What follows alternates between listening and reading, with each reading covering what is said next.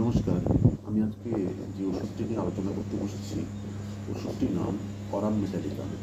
এই aurum metallicum ওষুধটি একটি ডিপ সিফিলিটিক ওষুধ। এর সাথে সাথে এটি অ্যান্টিসাইকোটিক ওষুধ ও অ্যান্টি টিউবারকুলার ওষুধও বটে। তো চলুন আমরা জেনে নিই কখন একটি মানুষের শরীরে এই অরাম মেটালিকামের বৈশিষ্ট্যগুলো প্রকাশ পেতে চায়। আমরা জানি সিফিলিস নামে একটি রোগ মানব শরীরে আছে। বহু বহু বহু বছর আগে থেকে এটা বংশ পরম্পরায় চলে। উপযুক্ত মেডিসিন যদি শরীরে পড়ে তাহলে এই রোগটি প্রতিরোধ হয়, আর নাছাড়া কিন্তু মৃত্যুর সাথেই এই রোগটি যায়। তার আগে কিন্তু মানব শরীরে ফিরে যায়। তো এখন আমাদের জানতে হবে কেমনভাবে এই রোগটি আসে তো ওই সিফিলিস যে রোগটি আসে সেই রোগের সাথেই আসে। এসে মানব শরীর থেকে যখন একজন পিতার থেকে একজন তার সন্তান যখন পায়, তখন সেটা সিউডো আকারে থাকে, হ্যাঁ। কিন্তু তারপরে যখন তার সন্তানদের মধ্যে আবার যখন ডিস্ট্রিবিউশন হয়, সেটা সিউডোসিফিলিস হিসাবে এটা দেখা যায়।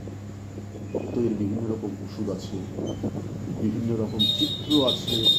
এই চিত্রগুলো অনুসারেই এই ওষুধগুলো নির্ধারণ করা হয়। এখন মানব শরীরে কখন কীভাবে এগুলো প্রকাশ পায় এবং সেই বৈশিষ্ট্যগুলো কী, সেটাই নিয়ে আমাদের মেন আলোচনা আছে। এখন আমাদের জানতে হবে যে অরাম মেটালিকাম ওষুধটি কীরকম ওষুধ, তার চিত্রটি কীরকম। তো চলুন এটাই দেখা যাক। অরাম মেটালিকামের যে প্রথম যে বৈশিষ্ট্যগুলো, এটি হলো নৈরাশ্যজনক অবস্থা, মনের আত্মহত্যার চিন্তা। নৈরাশ্যজনক অবস্থা এবং আত্মহত্যার চিন্তা কিন্তু হোমিওপ্যাথিতে অনেক ওষুধই আছে। আপনি কিন্তু অ্যাসিড নাইট্রিকও পাবেন, আপনি কিন্তু নাক্স ভূমিকাও পাবেন। এই ওষুধটা কিন্তু আর্সেনিক অ্যালবামও আছে, এই আত্মহত্যার প্রবণতা। কিন্তু অরাম মেটালিকাম আত্মহত্যার প্রবণতার সঙ্গে তাদের কিন্তু বিরাট পার্থক্য। এই অরাম মেটালিকামের পেশেন্টকে আপনি কিন্তু বেঁধে রেখেও আত্মহত্যা প্রবণতা থেকে মুক্ত করতে পারবেন না। এতটাই ডেফিনিট আত্মহত্যার জন্য করবেই, দৃঢ় প্রতিজ্ঞ। এটাই পার্থক্য বাকি ওষুধের থেকে অরাম মেটালিকাম। পেশেন্টকে যদি 10জন গার্ডও দিয়ে রাখেন তবু আত্মহত্যা করে দেবে। কিন্তু নার্সের ক্ষেত্রে সেটা না। নার্স কিন্তু বারবার ভয় পাইয়ে দেবে আপনাকে, আত্মহত্যা বলবে, যেটাকে ধামকি বলে, সেই ধামকি দিয়ে আত্মহত্যার প্রবণতার কথা সে নিজে ব্যক্ত করবে। কিন্তু অরাম মেটালিকাম কিন্তু ব্যক্ত করে না, কিন্তু কাজ করে দেখায়। কিন্তু মহা বিপজ্জনক। চুপচাপ থাকবে, কাজ করে করবে। তো এই জন্য এই পরিস্থিতিগুলো দেখতে হবে। একা একা থাকতে পছন্দ করবে, এতটাই বিভিন্ন রকম নিম্নমানের কাজ করে করে করে করে মন মানসিকতার অধঃপতন এতটাই হয়ে গিয়েছে যে তার আর কোনো কিছু ভালো লাগে না।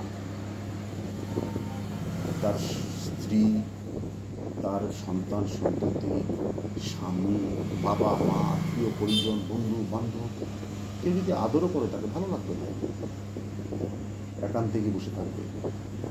বিভিন্ন রকম চিন্তা ভাবনা মাথায় আসবে। অবশেষে তার একটা জিনিসই ভালো লাগবে, আত্মহত্যা করতে। অর্থাৎ তার যে বুদ্ধিটা, তার বুদ্ধি একদম নষ্ট করে দেয় সিফিলিস। আর তার যে ইচ্ছা শক্তি, এই মানব শরীরে যে ইচ্ছা শক্তি আছে বলেই তো আমরা বিভিন্ন রকম ভালো ভালো কাজকর্ম করে থাকি। এই ইচ্ছা শক্তিটা তার একদম চলে যায়।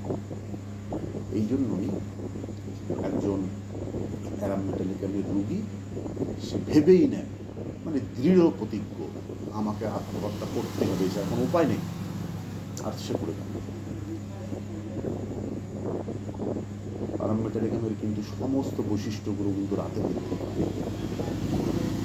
রাতে যখন ঘুমোতে যায় তখন কিন্তু সে চোখ বন্ধ করলেই মাথা ঘুরে ওঠে।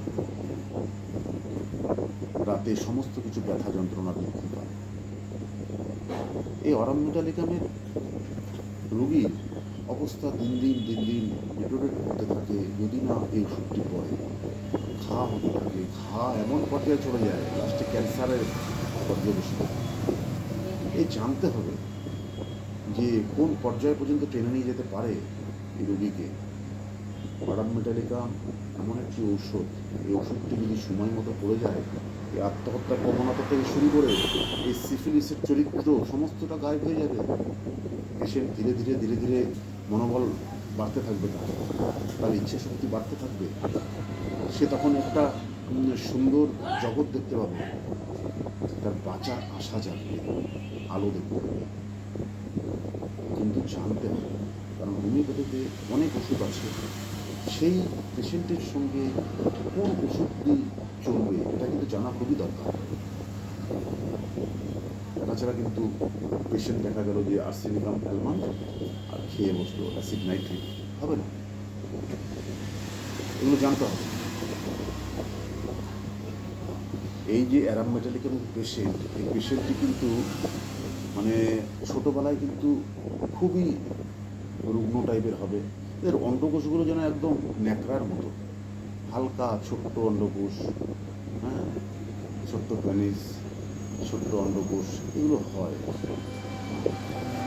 মায়েরা পর্যন্ত, গর্ভবতী মায়েরা পর্যন্ত সন্তান উৎপন্ন করতে পারে না এই সিফিলিসের জন্য। প্রথম কথা তো সন্তান আসবেই না গর্ভে, এমন একটা অবস্থা সৃষ্টি করে দেয় এই সিফিলিটিক চার্ম শরীরে।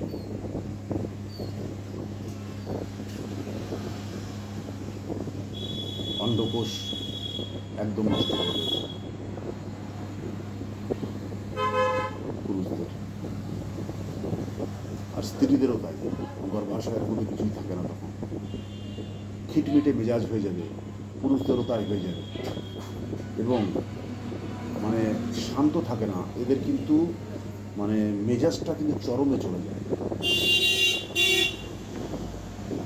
কথা বলে অবশ্য পারা যাবে, তবে বৈশিষ্ট্য আছে এদের, কিন্তু আবার মানে কাজকর্ম বেশ পছন্দ করে, একটু ছটফটে টাইপের ভাবে, মনে হয় এটা করলে এরপরে সেই কাজটা করলে মনে হয় শান্তি পাবে, কিন্তু না, কোথাও শান্তি পায় না।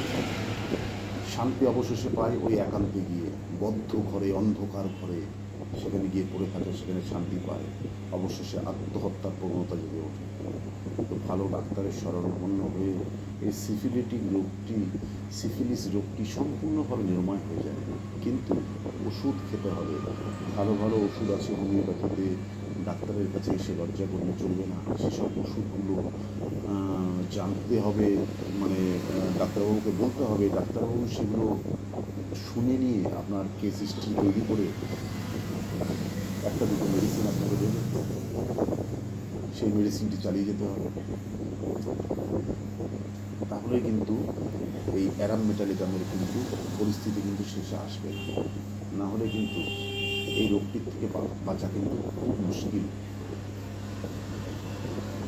আর আত্মহত্যার প্রবণতা একদম নিরাময় করে দেবে এই অ্যারাম মেটালিকাম, 100% গ্যারান্টি।